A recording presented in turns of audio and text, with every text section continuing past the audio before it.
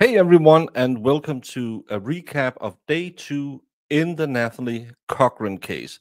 This is the case that we were told would be based purely on circumstantial evidence. The prosecutor believes he can prove that Natalie poisoned her husband Michael, causing him to pass away within a matter of days. Michael went from being a healthy 38-year-old man and then just passed away, which should be because um, she had injected him with insulin. He was about to discover that she was running a Ponzi scheme, and that's why she wanted him to go away. The defense have a quite different story. Michael wasn't that pillar of health. He was feeling sick because he had some black mold infestation the year before.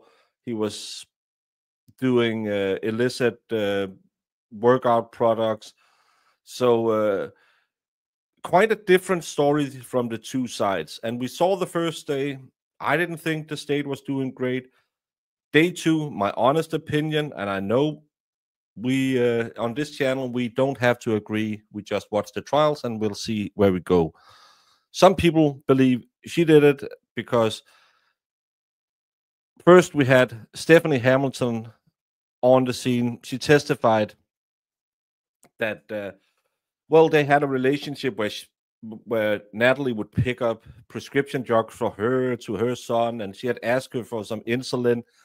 And then later in the day, she had texted her a picture of him passed out on the floor, saying, "Well, he just had a seizure." And later, she went over there, and she uh, she insisted that she should take Michael to the hospital, but she said, "No, I don't want to take him to the hospital. He doesn't want to go, and they're not good enough. The hospitals around here, and it was kind of she wanted to imply she was trying to not help him, that she was actively trying to not having him get help.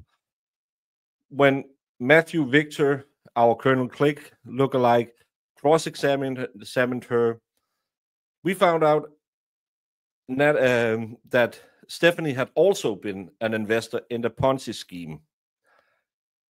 She had lost somewhere around 15,000.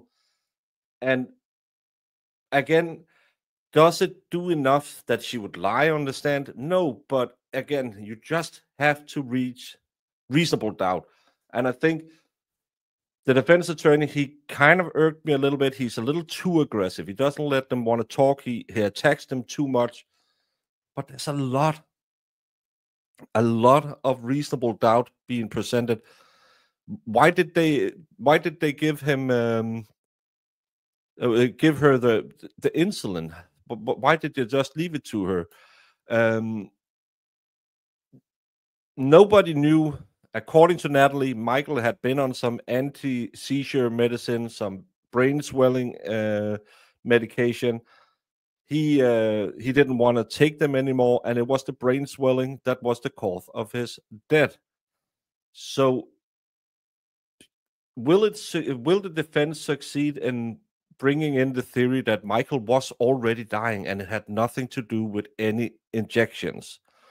Um, he also asked, if you were so interested in him going to the hospital, why didn't you call 911? She's a physician's assistant. Her husband is a state trooper.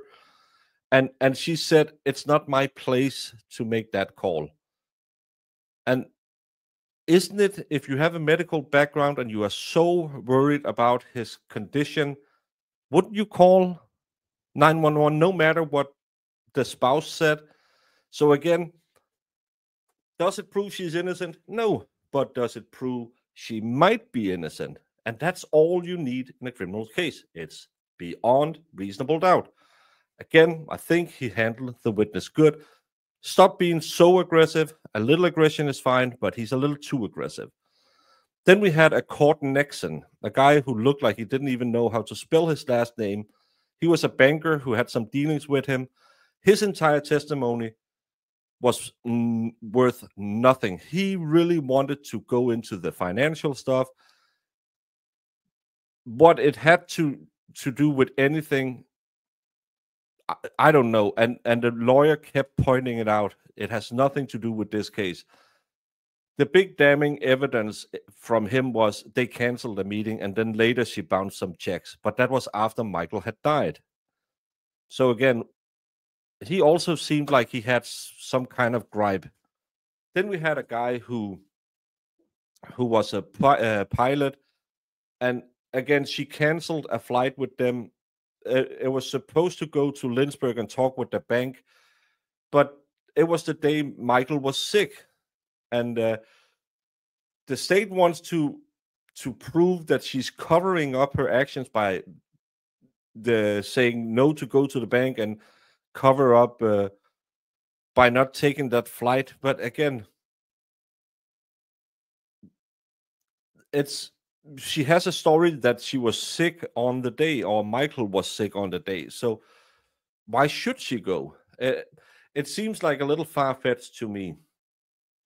We then had a family friend called Chris Davis who claims he saw Michael healthy and normal just days before, and he was very emotional about it. He came to the house, found Michael unconscious on the bed, and I don't know if he was unconscious because they all said he was snoring, but he did a pain reaction on the bottom of his feet. He said, I've learned this from when my dad had a stroke, that the fingers or the feet should be gripping. So I tried that. When there was no reaction, I said, we need to get him to a hospital. He ended up in a hospital. And